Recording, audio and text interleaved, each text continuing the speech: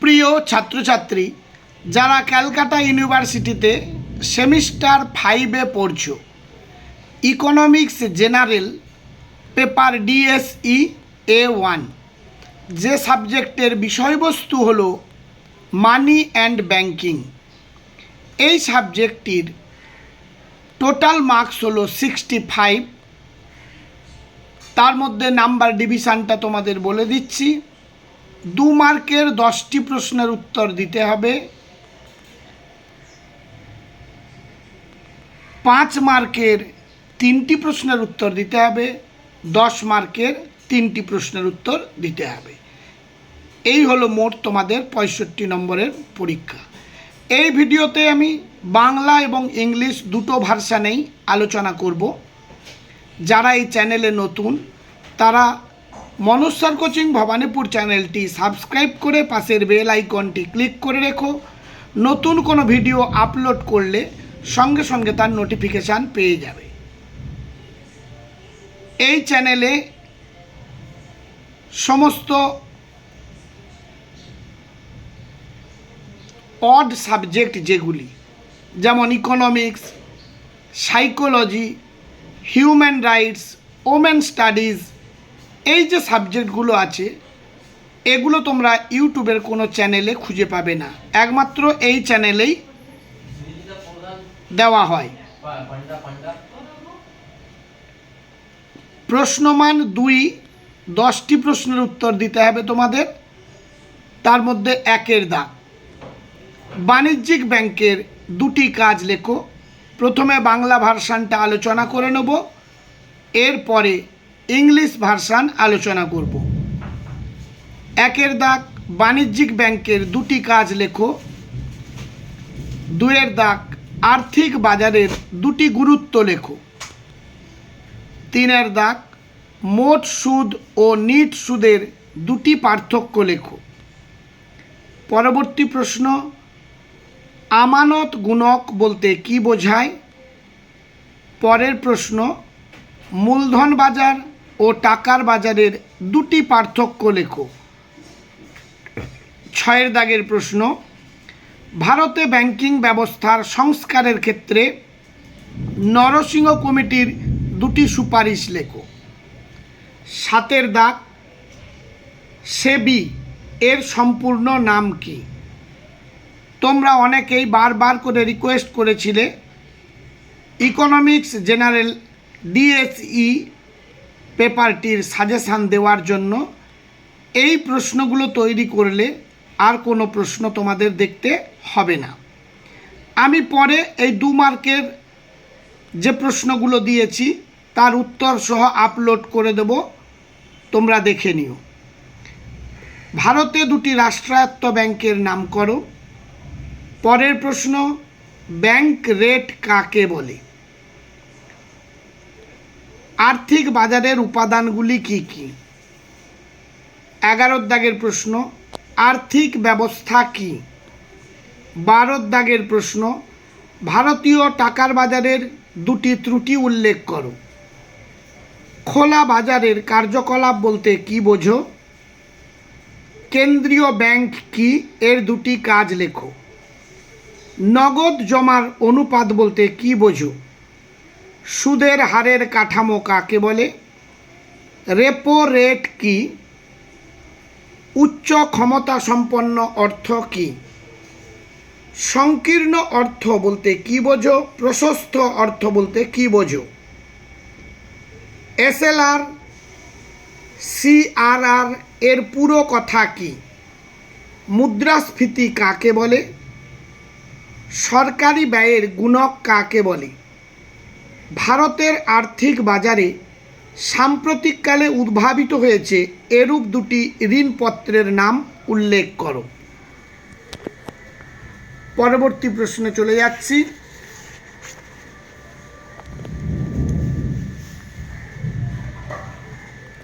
ভারতীয় অর্থনীতির উপর সাম্প্রতিককালের মুদ্রার হিতকরণের 2টি প্রভাব উল্লেখ করো।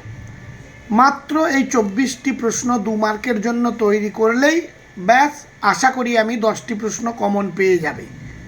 এবারে 5 মার্কের যে 3টি প্রশ্নের জন্য তোমরা তৈরি করবে সেগুলো আলোচনা করছি।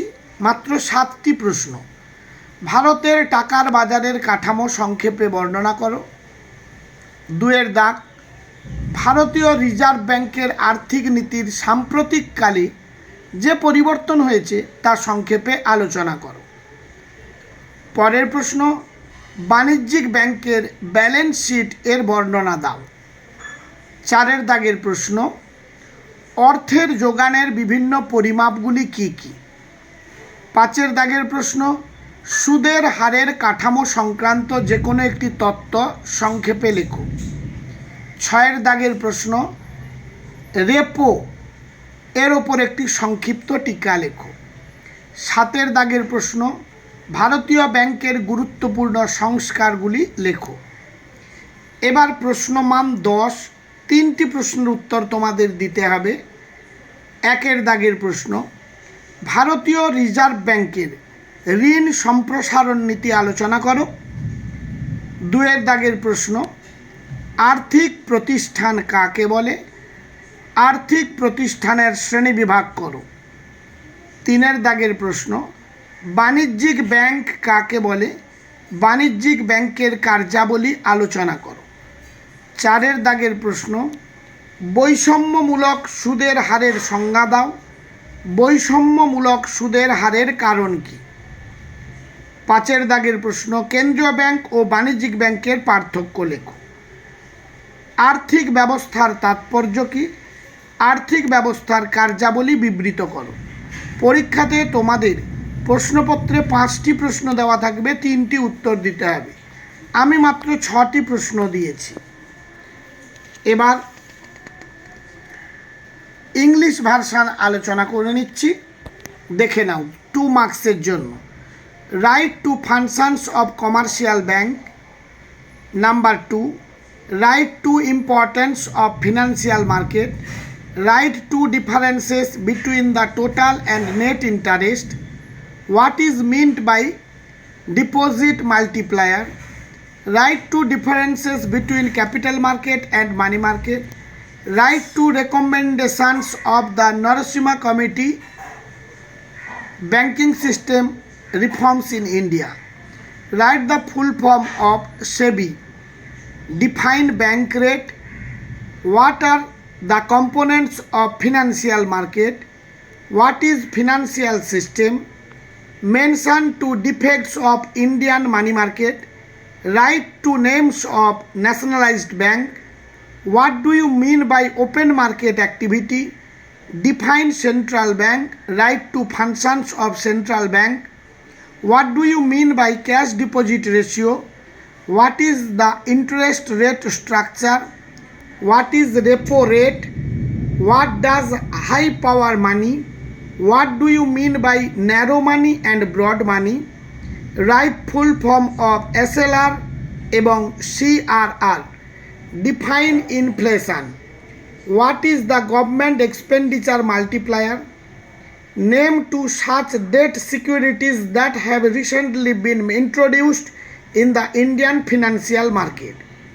Mention 2 effects of recent demonetization on Indian economy.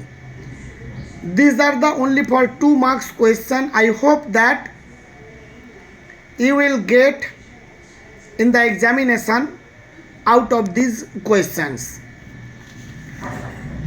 Now I will discuss about 5 marks question, only 7. Write briefly about the structure of money market in India. Number 2, briefly discuss the recent changes in Reserve Bank of India's monetary policy. Number 3, describe the balance sheet of a commercial bank. What are the different measures of money supply? Briefly write any one information regarding structure of interest rate. Write a short note on repo. Write important reforms of Indian bank. For 10 marks. Number 1, discuss the credit expansion policy of RBI. What is a financial institution? Write the classification of financial institutions. What is commercial bank?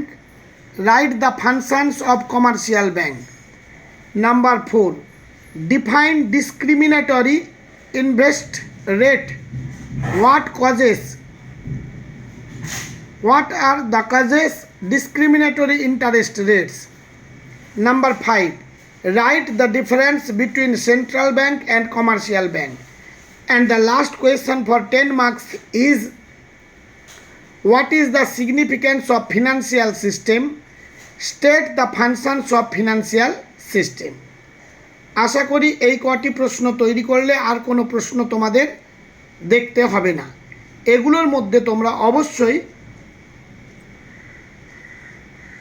Common পেয়ে যাবে। আজ তাহলে এই পর্যন্ত।